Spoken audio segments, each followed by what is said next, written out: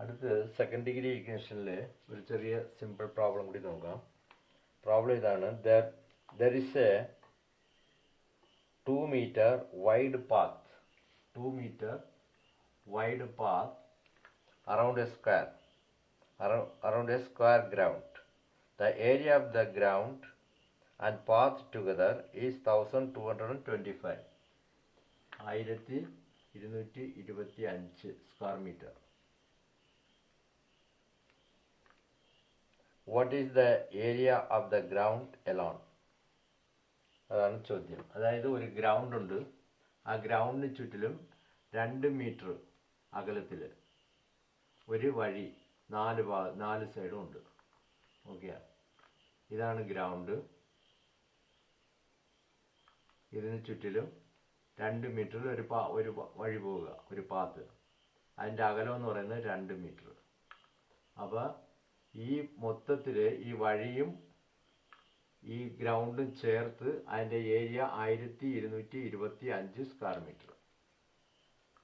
അങ്ങനെയാണെങ്കിൽ ഇതിൻ്റെ സൈഡ് എത്രയെന്നാണ് ചോദിക്കുന്നത്. സൈഡ് നമ്മൾ കണ്ടുപിടിക്കണം. ഇപ്പോൾ ഇതിൻ്റെ സൈഡ് നമുക്ക് അറിയത്തില്ല, അതിന് എക്സ് എന്ന് വയ്ക്കുക, എക്സ്. ഓക്കെ, അപ്പോൾ ഇതിൻ്റെ സൈഡ് എത്രയായിരിക്കും? എക്സ് ഇവിടെ 2 മീറ്റർ വരും, അതുപോലെ ഇവിടെ 2 മീറ്റർ വരും, ഇവിടെ 2 മീറ്റർ വരും, ഇവിടെ 2 മീറ്റർ. അപ്പോൾ 2 മീറ്റർ ഹിയർ, 2 മീറ്റർ ഇവിടെ. അപ്പോൾ എക്സ് പ്ലസ് 4. ഓക്കെ, ഇപ്പം X plus 4 the whole square equal to 1225.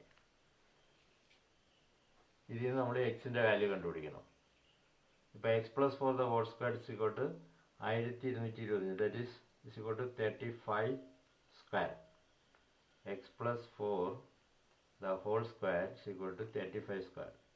ഇപ്പോൾ 2 സ്ക്വയർ എടുത്താൽ X plus 4 is equal to 35. അപ്പോൾ എക്സിൻ്റെ value 35 minus 4, that is equal to 31.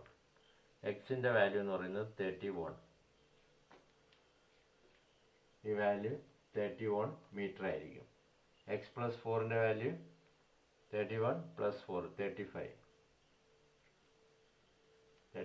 Metre. അതാണ് ഇതിൻ്റെ വാല്യൂ. ഓക്കെ.